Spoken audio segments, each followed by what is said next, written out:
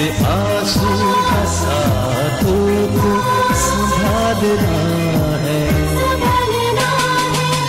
उम्मीद सुबह जमाल रखना, ख्याल रखना,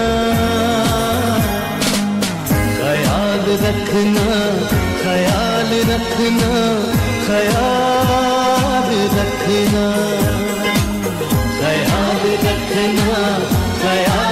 रखना, ख्याल रखना, ख्याल रखना, ख्याल रखना, ख्याल रखना, ख्याल रखना, ख्याल रखना,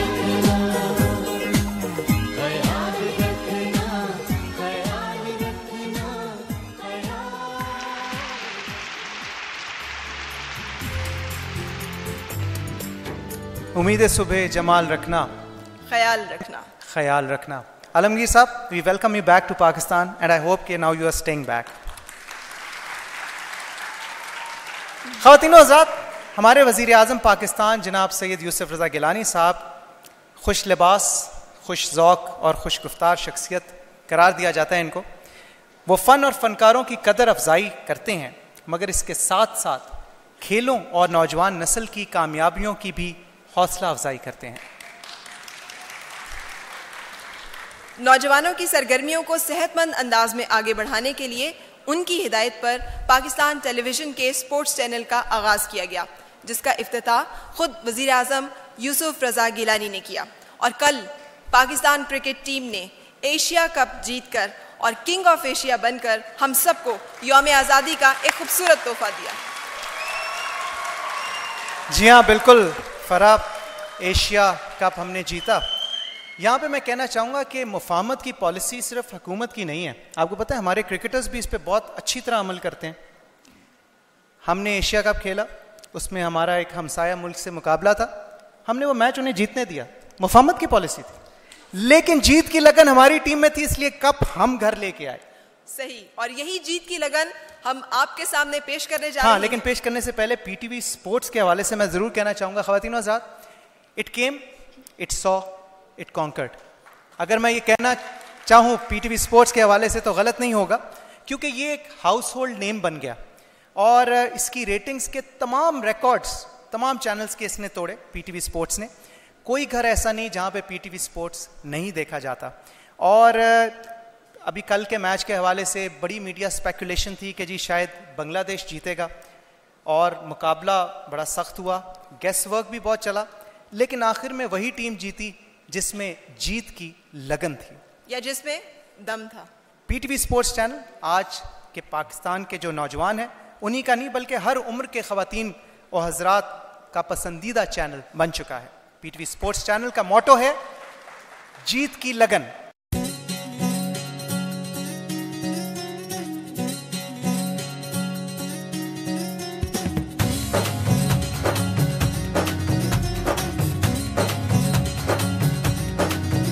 कायद से है ये सीखा, इत्तेहाद ही ताकत है, फिर नज़्म ज़ाब्त अपना दुनिया को दिखाना है। ईमान मुकम्मल है और बढ़ते ही जाना है, हिम्मत है जवां अपनी और आज़्म तवाना है।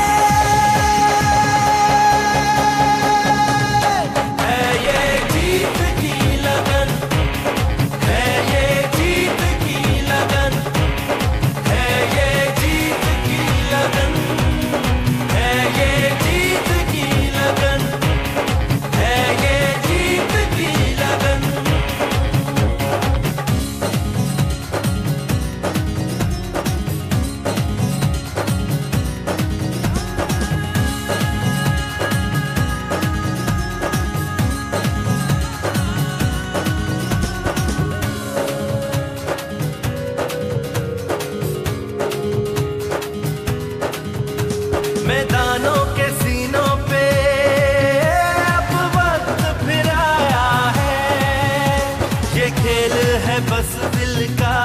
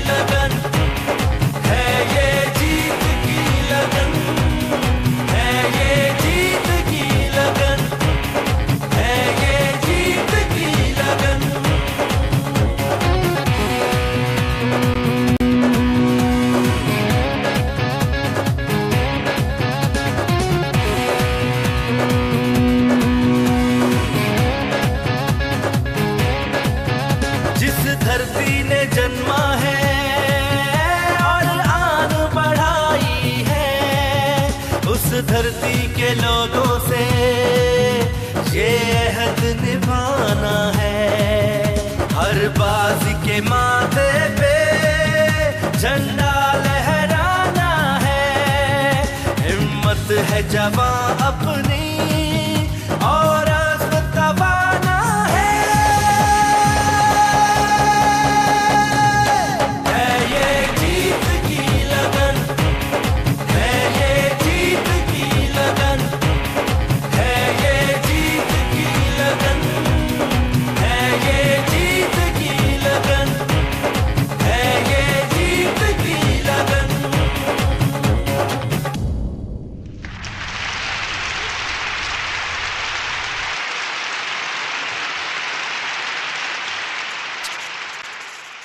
जीत की लगन मिली नगमात के मुकाबले ए निगारे वतन में भी देखने में आई।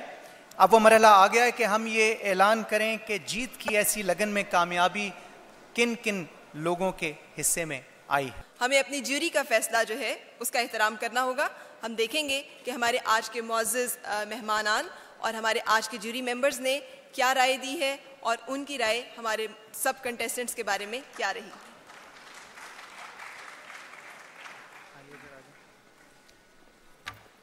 जी, दिलों की धड़कनें तेज़ होती जा रही हैं क्योंकि इनाम की रकम काफ़ी ख़तीर है।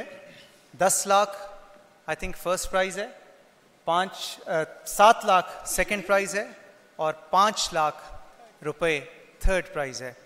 और मेरा नहीं ख्याल हिस्ट्री में पहली मर्तबा किसी भी म्यूज़िक के कॉन्टेस्ट में या मिली नगमों के मुकाबले में इतना बड़ा इनाम रखा गया। ये भी पाकिस्तान टेलीविज़न का ही क्रेडिट है। ख़वातीन व हज़रात, रिज़ल्ट मेरे पास आ चुका है। फर्स्ट प्राइज़ के लिए मेरे ख्याल में मैं उस्ताद हामिद अली खान से रिक्वेस्ट करूंगा कि वही अनाउंस करें फर्स्ट प्राइज़। अच्छा, थर्ड प्राइज़ से शुरू करते हैं जी। I think we should keep the suspense. तो तीसरे इनाम के लिए शाजिया मंजूर साहिबा, आप कुछ कहना चाहेंगे? ए निगारे वतन बहुत अच्छी काविश थी पीटीवी की। बेग साहब आपको बहुत मुबारक हो। स्पेशली इतने हेक्टिक जॉब है ये।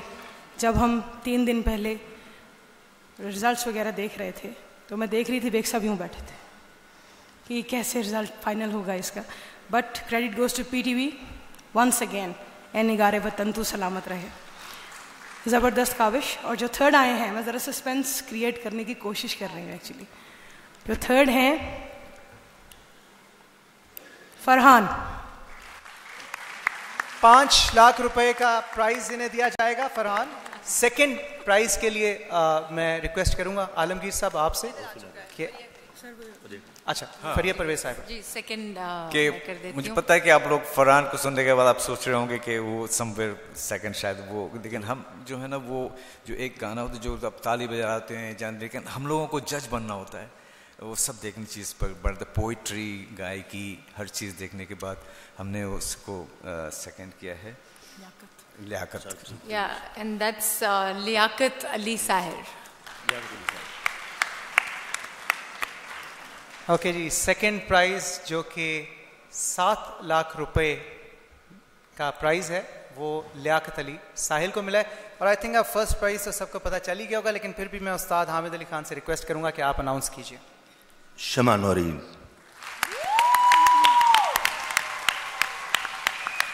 ख़वातीन व हज़रात, हमारे जूरी मेंबर्स भी यहाँ पे मौजूद रहेंगे। आप कुछ कहना चाह रही जी, हैं? जब जजमेंट हो रही थी तो आलमगीर साहब चूँकि शुरू से हमारे साथ नहीं थे, यहाँ पर आज शामिल थे, तो यही बात हो रही थी कि अगर तराना दिल से ना गाया तो वो तराना ही क्या। तो शमा ने दिल से गाया। मैंने कौमी नगमे बहुत गाए हैं, जितने भी गाए हैं मैंने दिल से गाए हैं, इसलिए आज तक आप ख्याल रखना सुनते जा रहे हैं वो इसलिए कि वो दिल से गाया गया है। पोइट्री भी अच्छा है, म्यूज़िक भी अच्छा है, लेकिन दिल से गाने से कौमी नगमा और फोक सॉन्ग भी। बहरहाल इस वक्त हम कौमी नगमा की बात कर रहे हैं, तो कौमी नगमा दिल से जब तक ना गाए वो मुकम्मल नहीं है। बेशक। ख़वातीन व हज़रात, अब मैं दरख्वास्त करना चाहूँगा वज़ीर आज़म इस्लामी जमहूरिया पाकिस्तान जनाब सैयद यूसुफ रज़ा गिलानी साहब से कि वो स्टेज पे तशरीफ़ लाएँ और साथ मोहतरमा फ़िरदौस आशिक अवान साहिबा जो कि वफ़ाकी वज़ीर इत्तलात व नशियात हैं कि वो स्टेज पे आएँ और अवार्ड्स तकसीम करें अवार्ड विनर्स में।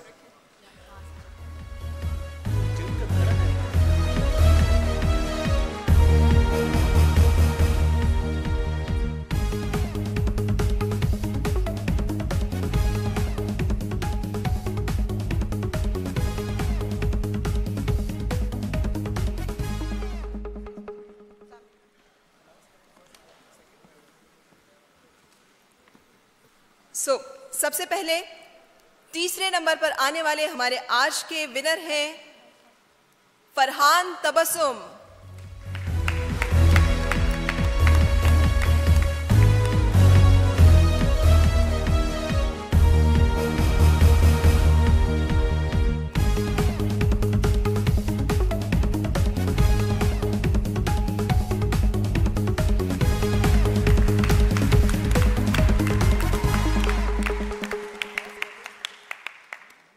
Very well done Farhan.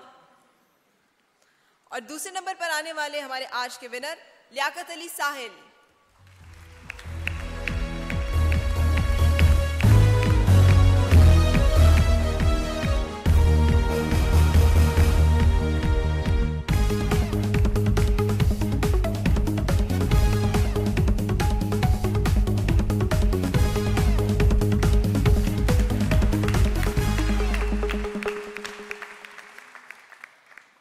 ₹7,00,000 का ये इनाम जो हिस्से में आया लियाकत अली साहिल के। और उसके बाद पहले नंबर पर आने वाली हमारी बहुत प्यारी पाकिस्तानी शमा नौरीन।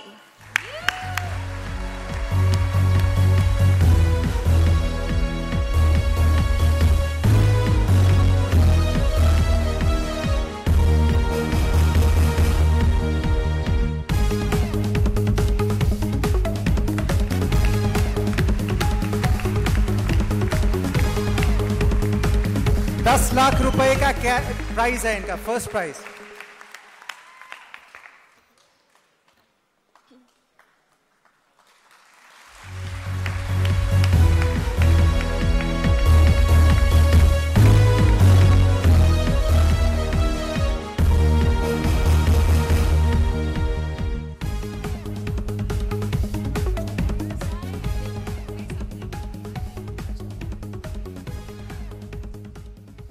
₹10,00,000 का इनाम शमा। कुछ कहना चाहती हैं आप शमा? मैं यही कहना चाहती हूँ कि मेरे अल्लाह ने तो मुझे नवाजा ही है, लेकिन आज मेरी धरती ने मुझे नवाज दिया है बस।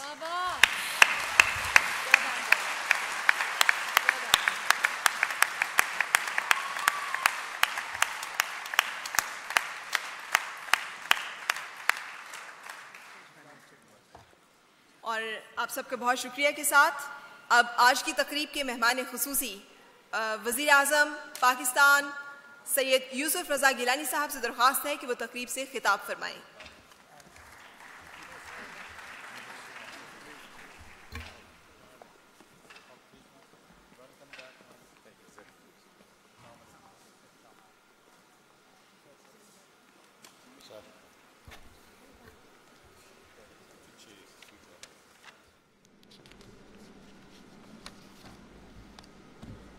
Bismillahirrahmanirrahim.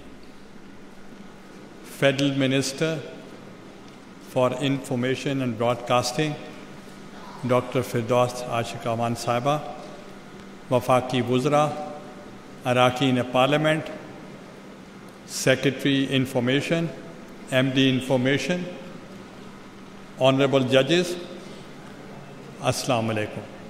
मैं सबसे पहले आज कि इस तकरीब के मौका पर पाकिस्तान टेलीविज़न को मुबारकबाद पेश करता हूँ कि जो उन्वान आज आपने पाकिस्तान जिंदाबाद का जो आपने दिया है वो एक मौके की मुनासबत के साथ 23 मार्च की मुनासबत के साथ मैं समझता हूँ इससे ज़्यादा कंट्रीब्यूशन नहीं हो सकती। और मैं आज आपको 23 मार्च की यौम आज़ादी के मौका पर भी मुबारकबाद पेश करता हूँ। और साथ ही साथ जो आज जो आपने डिस्प्ले किया और जो आपने यहाँ एक्टिविटीज़ पाकिस्तान टेलीविज़न की तरफ से और जो लोगों ने यहाँ इनाम हासिल किया, मैं उनको भी मुबारकबाद पेश करता हूँ।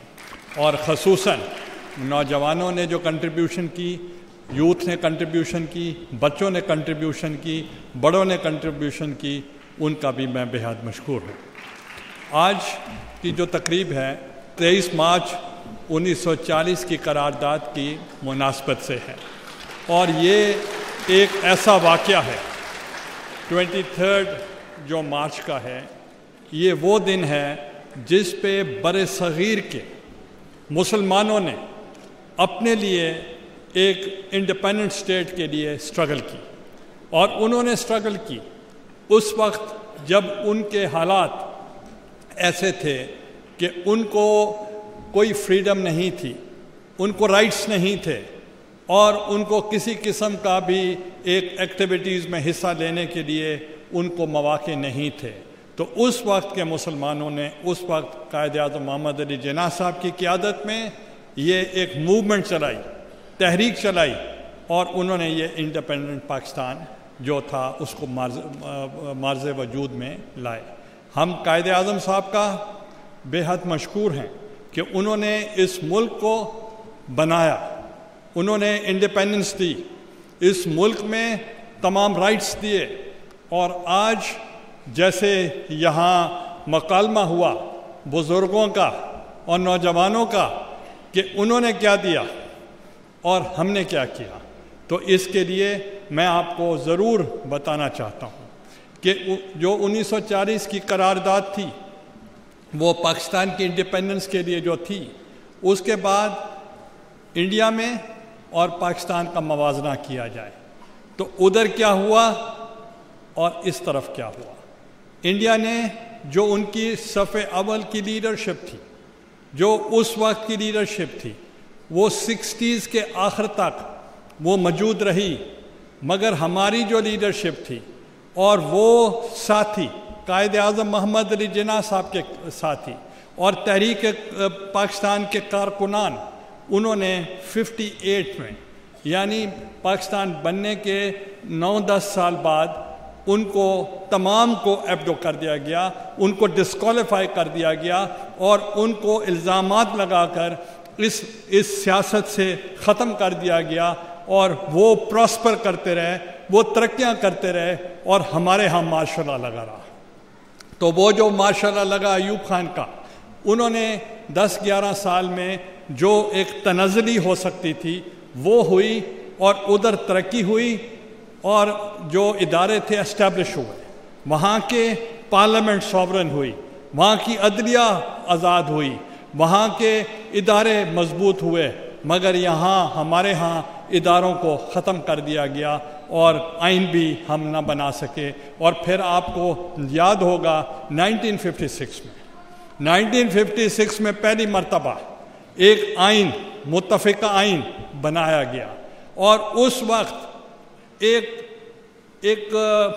मैं समझता हूँ कि उनको ऑनर देने के लिए, हज़रत कायद-ए-आज़म मोहम्मद अली जिन्ना साहब को ऑनर देने के लिए पूरी पार्लियामेंट, उस वक्त दारुल खिलाफा कराची था और पूरी पार्लियामेंट नंगे पांव कायद-ए-आज़म की मज़ार पर गई और वो आइन पास करने के बाद उनको जाकर वो नजराना भी पेश किया और कहा कि हमने आपके पाकिस्तान का आइन मुकम्मल कर लिया है, मगर 2 साल के बाद वो आइन भी तोड़ दिया गया। फिर नई लीडरशिप अंडर 19 टीम इस मुल्क में आई और अंडर 19 टीम से आप क्या तवक्को कर सकते हैं। और जब सन 70 में भुट्टो साहब ने इनकलाब लाए और वो एक नारे के साथ यहाँ आए और उन्होंने अवेकनिंग दी, 1 मैन 1 वोट। उससे कबल वोट का तस्वुर नहीं था। आपके लिए नई बात नज़र आ रही है, सिर्फ टैक्स पेयर्स, आबियाना ठेका देने वाले लोग, एक मुतवस्सत तबका जो कि एक टैक्स पेयर था, सिर्फ उनको वोट का हक था, बाकियों को वोट का हक हासिल नहीं था। तो उन्होंने पहली मर्तबा नारा लगाया 1 मैन 1 वोट। अगर किसी प्राइम मिनिस्टर का या किसी मखदूम का एक वोट होगा तो इस आवाम का भी एक वोट होगा। तो इसलिए उन्होंने एस्टेब्लिश किया कि ताकत का सरचश्मा आवाम है और इसलिए उन्होंने आवाम की तरफ रुजू किया। आवाम ने उनको वोट दिए, वो कामयाब हुए और उन्होंने इस मुल्क को न्यूक्लियर पावर बनाया। उन्होंने पहली दफ़ा मुत्तफ़िक़ा आइन दिया पाकिस्तान का, उन्होंने बाइकैमरल सिस्टम दिया। इसलिए एक एहसास महरूमी, आपने देखा होगा फॉल ऑफ ढाका किस लिए हुआ? इसलिए एहसास महरूमी थी और सूबों को राइट्स नहीं दिए जा रहे थे। उस वक्त की डिक्टेटरशिप जो थी, उन्होंने अवाम के मैंडेट का एहतराम नहीं किया और उसका नतीजा निकला कि आपका मुल्क टूट गया। उसके बाद उन्होंने बाइकैमरल सिस्टम दिया कि एक सेनेट का इदारा होगा, एक कौमी असम्बली का इदारा होगा, क्योंकि किसी किस्म की अगर कोई तरमीम होगी पाकिस्तान में कोई पार्लियामेंट में तो दोनों ऐवानों की तरफ से 2/3 मेजॉरिटी के साथ अमेंडमेंट होगी, अदरवाइज वो नहीं हो सकेगी। वो छोटे सूबों की एहसास महरूमी को ख़त्म करने के लिए उन्होंने सेनेट का इदारा कायम किया। आज सेनेट जो है आपने देखा होगा उसके चारों सूबों में जो अराकीन हैं वो बराबरी की सतह पर हैं, और ये एहसास महरूमी उन्होंने ख़त्म किया। आइन दिया, मुल्क को न्यूक्लियर पावर दिया, फिर उन्हीं ही डिक्टेटरों ने उनको भी फांसी पे चढ़ा दिया। तो इसलिए फिर हमने स्ट्रगल की, और स्ट्रगल करने के बाद आज 2008 में आपने देखा कि जमहूरियत आई, और जमहूरियत जिस दिन आई उस दिन से लेकर आज तक आप विटनेस हैं, आप सब वो ताल्लुक़ रखने वाले मीडिया से और यूथ है या दूसरे लोग हैं, आपने देखा होगा पहले दिन से लेकर आज के दिन तक रोज़ाना एक प्रेडिक्शन आती है, और वो जो फॉर्च्यून टेलर्स हैं वो आते हैं और वो कहते हैं कि कल हुकूमत नहीं होगी, परसों हुकूमत नहीं होगी, फ़लाँ महीने में हुकूमत नहीं होगी, और 6 महीनों के बाद नहीं होगी। उसको करते करते आज इस वक्त 24 को मैं प्राइम मिनिस्टर बना था, और आज 23 है।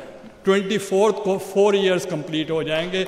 मगर अगर ये अपनी गवर्नमेंट को स्पीड ब्रेकर्स ना रखते और उनको आम कामों के अंदर ना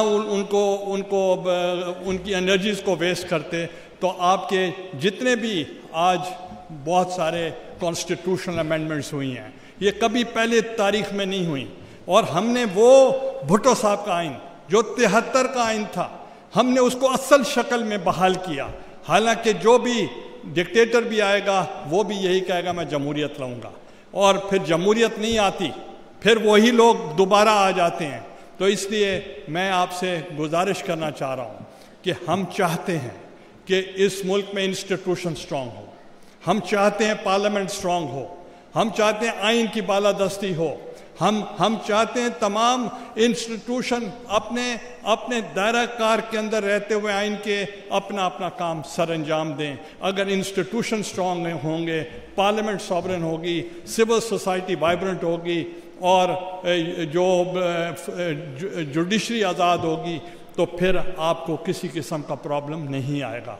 तो इसलिए मैं ये कहना चाहता हूँ कि ट्राइकोटमी ऑफ पावर है आइन के अंदर, तमाम इदारों के इख्तियारात मुतय्यन हैं, अपने अपने इख्तियारात में रहते हुए हर एक को अपना अपना काम करना चाहिए। और ये मैं आपको गुजारिश करना चाहता हूँ कि जो आइन के अंदर तब्दीलियाँ आई हैं ये ऐसे आम से नहीं आ सकती। ये जो भी डिक्टेटर्स आए हैं, कायदे आज़म का concept was parliamentary form of government. कायदे आज़म साहब का कंसेप्ट वेस्टमिंस्टर सिस्टम था जो बरतानिया में है, और पार्लिमानी निज़ाम में जो पार्लियामेंट्री निज़ाम के अंदर चीफ एग्जीक्यूटिव प्राइम मिनिस्टर होता है। मगर आपने देखा होगा कि जितने भी डिक्टेटर्स आए उन्होंने इख्तियारात सदर को देते गए, और फिर न पार्लियामेंट्री निज़ाम इस मुल्क में रहा न सदारती निज़ाम यहाँ इस मुल्क में रहा, सारा हौच पौच बन गया। This is the first ever government कि जो भुट्टो साहब के बाद आज आइन को टोटल उन्होंने पार्लिमानी निज़ाम के अंदर शामिल कर लिया है। और कभी हुआ नहीं, पहले हमेशा हैंगिंग सोर्ड होता था कि प्रेसिडेंट के इख्तियार होते थे अंडर 58(2)B, जब चाहें अवाम के मैंडेट की तजलील कर दें, अवाम के शऊर की तजलील कर दें और असम्बली को चलता करें। अब वो इख्तियारात सदर साहब के पास नहीं है, चूँकि सदर साहब खुद एक ही उसी निज़ाम से हैं जिनका ताल्लुक़ 73 के आइन से था, जिनके बानी शहीद जुल्फ़िकार अली भुट्टो ने दिया था, और जो मंशूर था मोहतरमा बेनज़ीर भुट्टो का वो भी यही था कि हम आइन को असल हालत में बहाल करेंगे। और जब असल हालत में वो बहाल हो गया है तो अब पार्लिमानी निज़ाम है, और पहली मर्तबा तारीख़ में कोई चपड़ासी भी अपने इख्तियारात किसी को नहीं देता। सदर पाकिस्तान ने अपने तमाम इख्तियारात पार्लियामेंट को दे दिए हैं। इस वक्त पार्लियामेंट सॉवरन है, वाइब्रेंट है, और मैं आपसे गुजारिश करूँगा कि जो पॉलिटिक्स है उसके अंदर पेशेंस होता है, टॉलरेंस होती है और उस पे बर्दाश्त होती है। और आप देखेंगे कि इस इशू के ऊपर, बर्दाश्त के ऊपर हमसे कोई आगे नहीं निकल सकता। जितनी हम में टॉलरेंस है, जितनी हम में ये है कि हम चाहते हैं कि क्रिटिसिज्म को बर्दाश्त करें, हम मीडिया को आज़ादी देना चाहते हैं, हम चाहते हैं मीडिया आज़ाद हो, उनकी क्रिटिसिज्म को हम एक एडवाइस के तौर पर लेते हैं, हम उस क्रिटिसिज्म को हम मशावरत लेते हैं। और हमारे दौरे इक़्तिदार में मैंने भी जेलें काटी हैं, मैंने भी सऊफ़तें बर्दाश्त की हैं, ना हम झुके हैं ना हम बिके हैं, हम अपने जो असूल थे उसके ऊपर रहे हैं। कि जब मैं जेल में होता था तो मुझे भी लोग आते थे कंप्रोमाइज़ के लिए, आप आएँ, ना मोहतरमा बेनज़ीर भुट्टो पाकिस्तान आएंगी, ना मियाँ नवाज शरीफ साहब आएंगे, आप ऐसे गल सड़ जाएंगे जेलों के अंदर, आप आएँ, आपको हुकूमत देते हैं। तो मैं सिर्फ कहना ये चाहता हूँ, सदा तो मेरे ताक़ुब में भी आई थी, सदा तो मेरे ताक़ुब में भी आई थी, अना की बात थी वरना पलट गए होते। तो हमने इन चीज़ों को, हमने कभी ये इक़्तिदार जो है ये आवाम का, ये जो इक़्तिदार है ये आवाम की अमानत है। जब तक आवाम हमारे साथ रहेंगे हम इक़्तिदार में हैं। और जब आवाम चेंज लाना चाहते हैं, चेंज का तरीका है और वो भी मैं आपको बता देता हूँ कि आप आइंदा जब भी इलेक्शन हो आप सही लोगों को मुंतखब करें, पहले सोच कर मुंतखब करें, सही पार्टी को मुंतखब करें, मंशूर को देखें कि उनका मंशूर क्या है। अब हालात ये हो गए हैं कि अब नई पार्टियां भी बनते हैं but old wine in new bottles. वो एक ही चीज़ है कि वही पुराने लोग नए बदल कर आना चाह रहे हैं। तो उनको मैं बताना चाह रहा हूँ कि अवाम को बेवकूफ़ नहीं बनाया जा सकता, अवाम समझदार हैं और इंशाअल्लाह आइंदा इलेक्शन में जब मौका आएगा तो आप जमहूरियत का साथ देते हुए, कायदे आज़म के विजन को सामने रखते हुए, प्रिंसिपल्स की पॉलिटिक्स करते हुए उन लोगों को, उन पार्टियों को मुंतखब करें जो पाकिस्तान के लिए बेहतरीन हों। इसलिए एक दफ़ा मुंतखब करने के बाद फिर आपको सब्र करना पड़ेगा। फिर ये नहीं हो सकता कि 2-4 महीनों के बाद आप कहें कि चेंज आ जाए। तो इसलिए मुल्क में जब 2-4-5 मरतबा फ्री फेयर ट्रांसपेरेंट इलेक्शंस हो जाएंगे और असेंबलियां अपनी अपनी मुद्दत पूरी करना शुरू कर देंगी तो मुल्क स्टेबल हो जाएगा और किसी को जुर्रत नहीं होगी कि वो डिक्टेटरशिप की तरफ आ सके। तो इसलिए इन अल्फाज के साथ आज के दिन पर मैं मिनिस्ट्री ऑफ इंफॉर्मेशन को, पीटीवी को और यहाँ के पार्टिसिपेंट्स को और जिन्होंने इनाम हासिल किए हैं उन सब को मुबारकबाद पेश करता हूँ और पाकिस्तानी अवाम को भी इस मौका पर मुबारकबाद पेश करता हूँ। बहुत बहुत मेहरबानी। पाकिस्तान जिंदाबाद।